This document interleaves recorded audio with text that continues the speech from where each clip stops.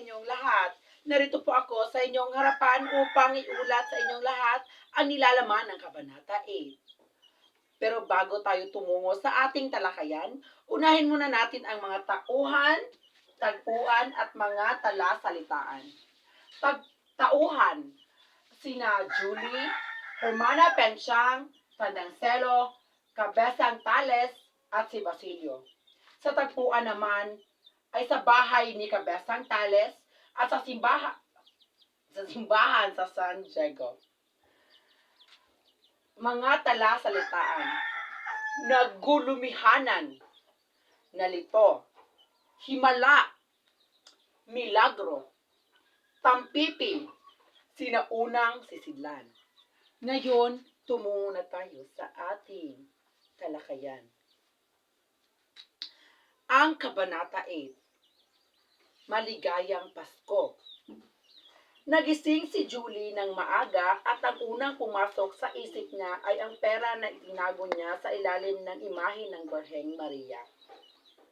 Siya ay nagluto ng almusal para sa kanyang Tandang Selo. Sila ay nag-usap ni Basilio. Kung ako'y doktor na at kasal na tayo, hindi na kakailanganin ng inyong ama ang kanyang lupain. Nung maliwanag na, nakita niya ang kanyang ingkong nakaupo lang sa gilid. Kinuha niya ng nagkanyang tampipi na may lamang damit at nagpaalam sa kanyang ingkong. Pagdating po niyo, ama, ipakisabi na ako'y napasok na rin sa kolehiyo. Ang Panginoon ko'y marunong magsalita ng Kastila at ito ang pinakamurang kolehiyo ang papasukan ko. Nag-iyak si Tandang Selo. Habang lumalakad paalis si Julie, lumingon ulit siya sa kanilang bahay at umiyak na rin. Mataas na ang araw at binuksan ni Tandang Selo ang bintana at nakita niya na may mga tao na pumupunta sa simbahan at halos lahat ay may dalang bata. Ang araw ng Pasko daw sa Pilipinas ay pista para sa mga bata. Sila ay pinapasuot ng mga bagong damit at kinukurot kapag malikot. Sila ay nagsisimba sa Misa Mayor. Kapag sa bahay naman ng kanilang mga kamag-anak at sila ay nagsasayaw at kumakanta. Kailan din nilang sundin ang bawat utos ng kanilang kamag-anak o kukurutin at pagigilitan sila. Binibigyan sila ng pera na kinukuha ng magulang at hindi nila alam saan papunta iyon. Ang natitirang gantimpala ay kurot.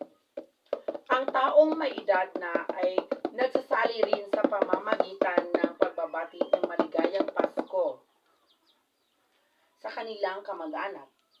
Nakita ni Tandang Selo ang lahat ng mga kaibigan at nalungkot dahil wala lang man ang makabati sa kanya ng maligayang Pasko. Nang puntahan siya ng kanyang mga kamag-anak, siya ay nagulumihanan. Siya ay hindi makabigkas ng salita. Gaano man ang kanyang pagsisikap, hindi pa rin siya makasalita. Nang hinangad niya, ang tuwang-tuwa ang kanyang mga labi, kumikinig at walang narinig, kundi isang impit na tunog o ungol.